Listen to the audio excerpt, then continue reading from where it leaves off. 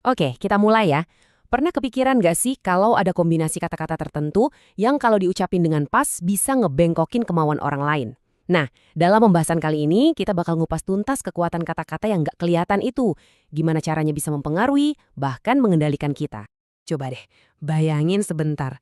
Gimana kalau kata-kata yang kita pakai tiap hari itu sebenarnya punya kekuatan? Ya, kayak mantra sihir gitu. Kata-kata yang bisa ngebentuk realitas dan pikiran orang seringnya tanpa kita sadari. Pertanyaan ini nih yang jadi inti dari semua yang bakal kita bongkar.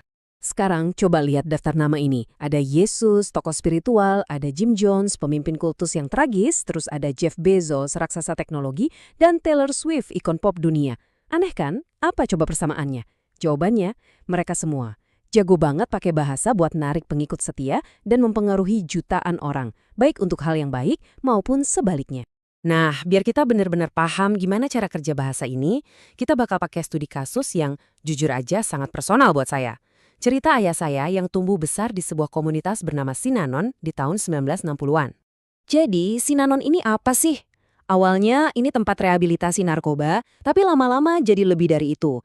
Mereka narik orang-orang kayak kakek nenek saya yang disebut lifestylers. Mereka ini orang biasa yang lagi nyari cara hidup yang beda, semacam jawaban atas kekacauan dunia modern waktu itu. Nah, cerita Sinanon ini jadi bikin kita nanya, sebenarnya pas kita dengar kata kultus, apa sih yang ada di kepala kita? Definisi kata ini tuh ternyata jauh lebih ribet dari yang kita kira. Kutipan terkenal ini, walaupun aslinya bukan ngomongin soal kultus, tapi pas banget ngegambarin cara kita ngedefinisiin kata itu. Cuma pakai feeling, pakai vibe, yang sebenarnya ya nggak ngebantu-bantu amat. Kita ngerasa tahu, tapi pas disuruh jelasin, bingung sendiri. Coba deh perhatiin ini. Menarik banget gimana arti kata kultus itu berubah drastis. Dulu banget di tahun 1600-an artinya cuma penghormatan biasa. Terus geser jadi sekta aneh. Nah, baru di tahun 60-an dan 70-an gara-gara kasus kayak Manson dan Johnstone kata ini jadi identik sama bahaya dan kejahatan.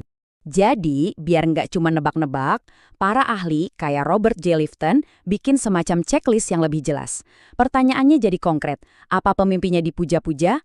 Ada eksploitasi nggak? Boleh nanya atau nggak? Dan yang paling penting, ada jalan keluar yang gampang nggak? Ini jauh lebih berguna daripada sekedar perasaan. Terus, kenapa ini semua relevan banget sekarang? Karena, jujur aja, kondisi sosial dan teknologi kita sekarang ini udah nyiptain kondisi yang sempurna. Kita jadi lebih rentan kena pengaruh model beginian daripada kapanpun sebelumnya. Selamat datang di era yang paling kultus. Coba deh lihat angka ini. Menurut survei American Psychiatric Association tahun 2024, 30% orang dewasa di Amerika itu ngerasa kesepian setiap minggu selama setahun terakhir. Kesepian itu kayak lubang kosong, dan lubang itu butuh diisi sama sesuatu kan? Dan apa biang keroknya? Survei dari Harvard ini nunjukin dengan jelas, ya kerjaan dan jarang ketemu keluarga emang ngaruh, tapi penyebab terbesarnya, coba tebak, teknologi digital. Kita nyambung terus di dunia maya, tapi makin putus hubungan di dunia nyata. Parahnya lagi, di dunia digital yang bikin kita terisolasi itu, ada bahaya lain. Studi dari MIT tahun 2018 nemuin kalau hoax itu nyebarnya 6 kali lebih cepat dari kebenaran. Kenapa? Karena algoritma media sosial itu lebih suka hal-hal aneh, yang heboh, yang bikin kita kaget.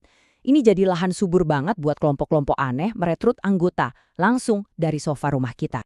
Oke, sekarang kita balik lagi ke Sinanon. Kita bedah yuk gimana persisnya mantra-mantra ini bekerja. Gimana caranya para pemimpin itu pakai bahasa buat ngebentuk realitas pengikutnya. Ini nih salah satu senjata paling ampuh, klise penghenti pikiran. Gampangnya, ini tuh frasa atau slogan sakti yang sengaja dibikin buat matiin nalar dan pertanyaan kritis. Di Sinanon, mereka punya slogan bertindak seolah-olah, kayak fake it till you make it versi mereka. Kedengarannya positif kan? Tapi tujuannya buat matiin keraguan. Kalau kamu mulai ragu, jawabannya simpel. Udah, jangan banyak mikir, jalanin aja seolah-olah kamu setuju. Alat lainnya adalah bahasa bermuatan. Ini tuh kata-kata yang sengaja diisi sama emosi buat bikin tembok antara kita dan mereka. Di Sinanon, kalau ada yang keluar, mereka nggak disebut pembelot. Mereka dikasih label splitty. Buat orang luar, kata ini nggak ada artinya. Tapi di dalam kelompok, itu label buat pengkhianat, buat pendosa. Ini ancaman psikologis yang kuat banget biar semua orang tetap di barisan. Dan jangan kira ini cuma cerita jadul ya. Teknik ini tuh ada di mana-mana, seringnya kita nggak sadar. Coba bandingin jargon Sinanon sama bahasa yang kita dengar sekarang. The game di Sinanon, sesi saling serang verbal, itu ngingetin sama prinsip di Amazon disagree and commit yang bisa dipakai buat nutup perdebatan. Dan bahasa kayak splitty yang bikin mentalitas kita vs mereka, itu mirip kan sama cara beberapa kelompok modern ngelabelin orang yang keluar sebagai negatif atau nggak suportif. Nah, pertanyaannya, kalau taktiknya kelihatan, kok kita masih sering kejebak? Jawabannya ada di sistem operasi otak kita. Anggap aja otak manusia itu kayak sistem operasi komputer. Kita sebut aja OS manusia. Sistem ini canggih banget loh, bisa balas chat sambil buka 250 tab di browser. Tapi, intinya sistem ini tuh masih jalan pakai kode kuno yang sama dari zaman nenek moyang kita. Dan kode kuno itu punya beberapa bug yang gampang banget ditebak. Bug yang pertama namanya bias konfirmasi. Gampangnya gini, kita cuma mau dengerin apa yang pengen kita denger. Kita cenderung nyari info yang cocok sama keyakinan kita, dan ngabaikan yang sebaliknya. Pemimpin yang karismatik itu tahu banget soal ini. Mereka bakal ngomong apa yang mau kamu dengar, bikin kamu ngerasa paling dimengerti. Bug gede lainnya, sunk cost fallacy. Susah ya namanya? Gampangnya gini deh, sayang udah terlanjur. Kalau kamu udah ngabisin 10 tahun hidup dan semua tabungan buat sebuah kelompok, bakal susah banget buat ninggalin. Otak kita bakal teriak, gila apa? Investasi segini gede masa ditinggalin? Ini jebakan psikologis yang bikin orang Oke, jadi kita rentan.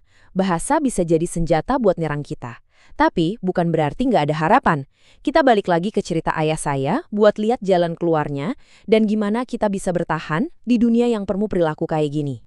Di tengah semua doktrin dan slogan-slogan Sinanon itu, ayah saya nemuin pelarian di tempat yang nggak disangka-sangka, laboratorium mikrobiologi.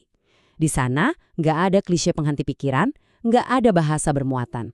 Cuma ada pertanyaan, data, dan fakta. Sains ngasih dia kerangka buat berpikir kritis, sebuah bahasa lain yang akhirnya bikin dia bisa keluar dari sana. Jadi apa nih yang bisa kita bawa pulang dari obrolan ini? Pertama, punya belas kasih. Sadari kalau kita semua punya bug di OS kita. Ini ngebantu kita ngerti kenapa orang bisa kejebak. Kedua, jadi skeptis, terutama sama diri sendiri dan bahasa yang kita pakai di kelompok kita. Dan ketiga, ya, jadi manusia biasa. Kita butuh komunitas. Itu wajar. Kuncinya adalah nemuin kelompok yang sehat, yang kalau kamu mau keluar, ya silahkan aja tanpa dihakimi.